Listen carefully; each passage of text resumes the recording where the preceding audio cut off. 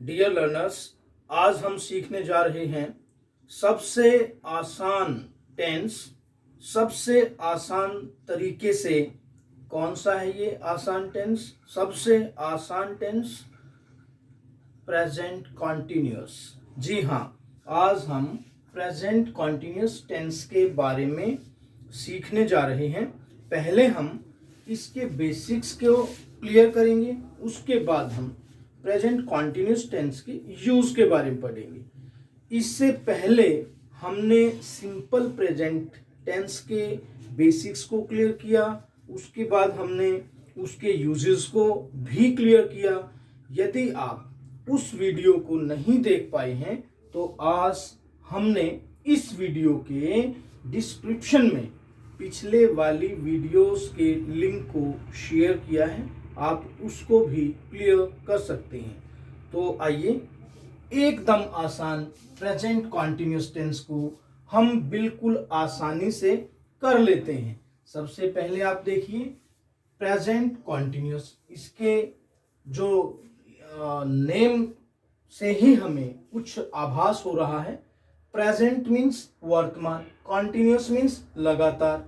भाई कोई कार्य, कोई क्रिया, कोई action which is going on, जो चल रहा है वर्तमान में, जो लगातार चल रहा है, जो प्रोग्रेसिव है, कुछ हो रहा है, तो इस तरह का जो क्ल्यू, इस तरह का जो हिंट, इस तरह का जो कार्य होने का संकेत हमें मिल रहा है, वो प्रेजेंट कॉन्टिन्यूअस टेंस का ही मिल रहा है। भाई कोई कार्य लगातार चल रहा है, जहां पे हमें लगता है कि कोई क्रिया कॉन्टिन्यूसली चल रही है, ये कार्य हो रहा है, तो वो प्रेजेंट कॉन्टिन्यूअस टेंस का ही वाक्य होता है, सेंटेंस होता है। हिंदी में अगर हम इसकी पहचान बनाएं, इसकी पहचान क्या रहेगी हिंदी में? जिस वाक्य के अंत में रहा है, रही है या रहे हैं आदि शब्द आते हैं, तो समझ लीजिए कि ये प्रेजेंट कॉन्टिन्यूअस का वाक्य है। और आपको इसको बिल्कुल इसकी अंडरस्टैंडिंग बना के भी याद करना है। भाई प्रेजेंट मीन्स वर्तमान और कॉन्टिन्यूअस मीन्स लगातार, जो वर्तमान में कॉन्टिन्यूसली लगातार कोई भी क्रिया, कोई भी कार्य चल रहा है। तो इसका जो बेसिक स्ट्रक्चर रहेगा सिंपल सेंटेंस का, वो क्या रहेगा? भाई सेंटेंसेस किस प्रकार से बनेंगे यदि आप उसकी ट्रांसलेशन करते हैं, यदि आप अच्छी इंग्लिश बनाना चाहते हैं, भाई यदि आप इसका बेसिक क्लियर करना चाहते हैं, तो इसका बेसिक स्ट्रक्चर क्या रहेगा? सबसे पहले हम इसमें सब्जेक्ट का प्रयोग करेंगे, उसके बाद हम इज एम आर का प्रयोग करेंगे, प्लस में वर्ब की फर्स्ट फॉर्म रहेगी मेन वर्ब के रूप में, और आईएनजी, और प्लस में आपका ऑब्जेक्ट। ये इसका बेसिक स्ट्रक्चर है सिंपल सेंटेंस का। कैसे बनाएंगे? भाई जैसे हमने सोच लिया कि वह गीत गा रहा है, हम ट्रांसलेशन मेथड से भी इसको देख रहे हैं। वह गीत गा रहा है, he is singing a song. मैं गीत गा रहा हूं, I am singing a song. हम क्रिकेट खेल रहे हैं, we are playing cricket. These are the basic points for making its sentence structure. Simple सी बात है, कोई मुश्किल वाली बात नहीं है। हमने नेगेटिव सेंटेंस को भी देख लेना कैसे बनता है। इससे रिलेटेड हम क्या करेंगे? Subject plus is am are, ये हमारी हेल्पिंग वर्ब रहेंगी। इनके तुरंत बाद नॉट का प्रयोग करेंगे। मेन वर्ब आपकी फर्स्ट प्लस आईएनजी है, वो ऐसे ही आएगी, और प्लस में आपका ऑब्जेक्ट भी रहेगा। अब इसी सेंटेंस को, ऊपर वाले को हम नेगेटिव रूप दे देते हैं। ही इज सिंगिंग अ सॉन्ग, इसका नेगेटिव बनाते हैं, he is not singing a song. वह एक गीत नहीं गा रहा है।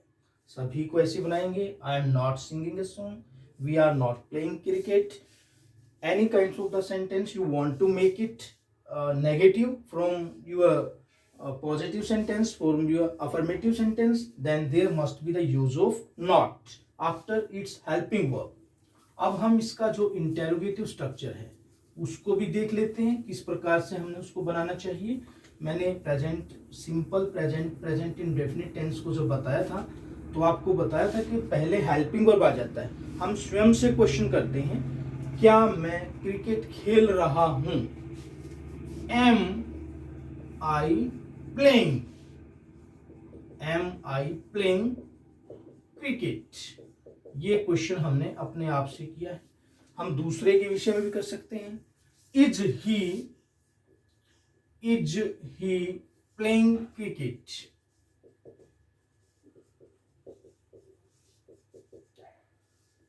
Such type of sentences are of interrogative nature, जो शुरू होते हैं हेल्पिंग वर्ब से। स्वयं क्वेश्चन करता है बोलने वाला, और उसमें जो हेल्पिंग वर्ब है वो 1 नंबर पे आती है, 2 नंबर पे सब्जेक्ट चला जाता है।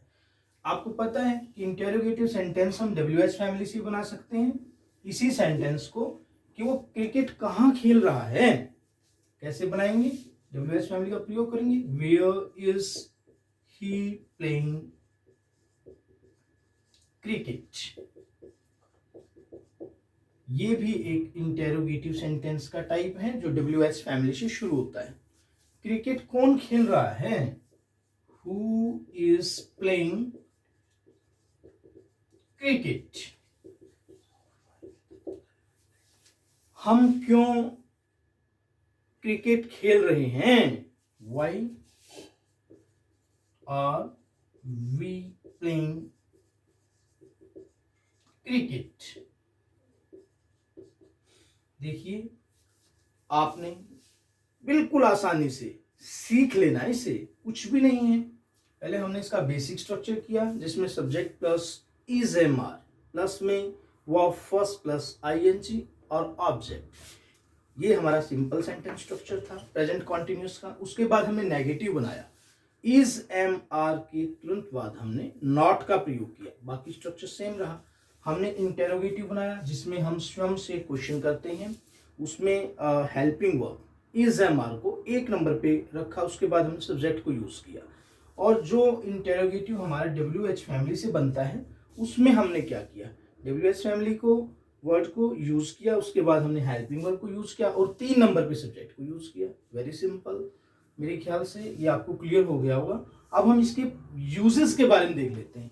वे प्रेजेंट कॉन्टिन्यूस टेंस को कब प्रयोग करना चाहिए, इसका जो बेसिक स्ट्रक्चर है उसको हमने ध्यान में रखना है। और उसके बाद, क्योंकि एग्जाम के अंदर आपका आता है कि how to fill in the blanks with suitable form of verbs, हमने इससे पहले वीडियो में देखा था कि फर्स्ट फॉर्म को या फर्स्ट फॉर्म के साथ एस और ईएस को किस प्रकार से प्रयोग करना चाहिए।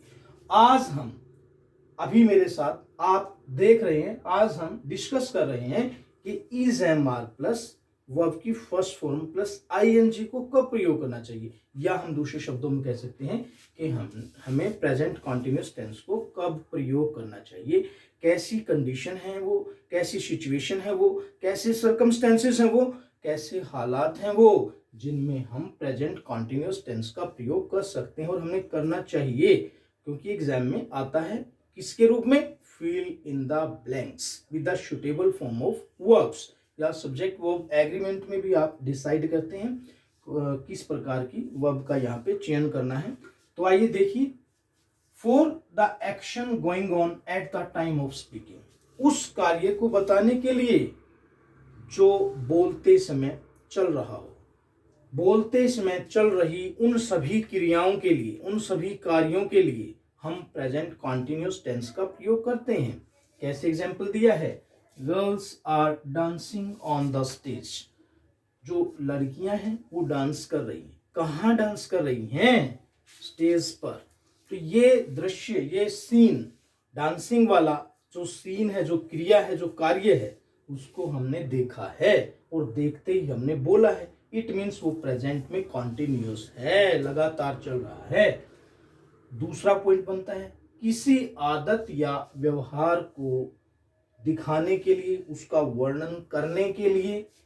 भी आदत या व्यवहार कैसा? फॉर एक्सप्रेसिंग सम हैबिट्स और our behaviour, any kind of behaviour. कैसे? She is working regularly these days, वह काम कर रही है रेगुलरली। कब? दीज डेज, यानी कि इन दिनों वह काम कर रही है बिल्कुल रेगुलरली, बिल्कुल नियमित होकर के। इसमें सेंटेंस में आप देखेंगे कि किसी की आदत का या उसने जो व्यवहार अभी अपनाया है अपने कार्य को रेगुलरली करने का, उसको व्यक्त किया है, दिखाया है। तीसरा पॉइंट आपका निकट भविष्य के लिए, फॉर नियर फ्यूचर, जो कार्य नियर फ्यूचर में होने वाला है, जो पहले ही निश्चित हो चुका है, या जो सब्जेक्ट है या जो डूअर है वो उसको सोच चुका है कि मैं इसको करूंगा निकट भविष्य में। कैसे?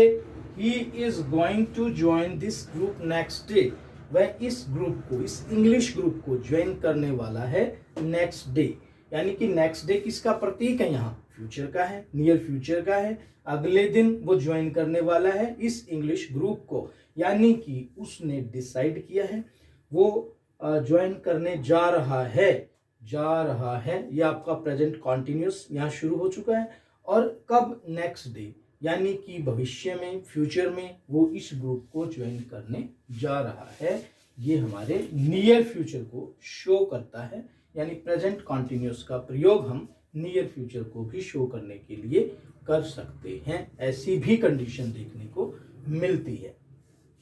ये हमने आज प्रेजेंट कॉन्टिन्यूस टेंस को किया। Next tense, next use of verb हम लेकर आ रहे हैं बहुत जल्दी आपके लिए। आप हमारे साथ जुड़े रहिए और इस चैनल को भी यदि आपने अभी तक सब्सक्राइब नहीं किया है तो इसको सब्सक्राइब कर दीजिए, ताकि जो नेक्स्ट वीडियो है वो आपको निरंतर रूप से मिलती रहे।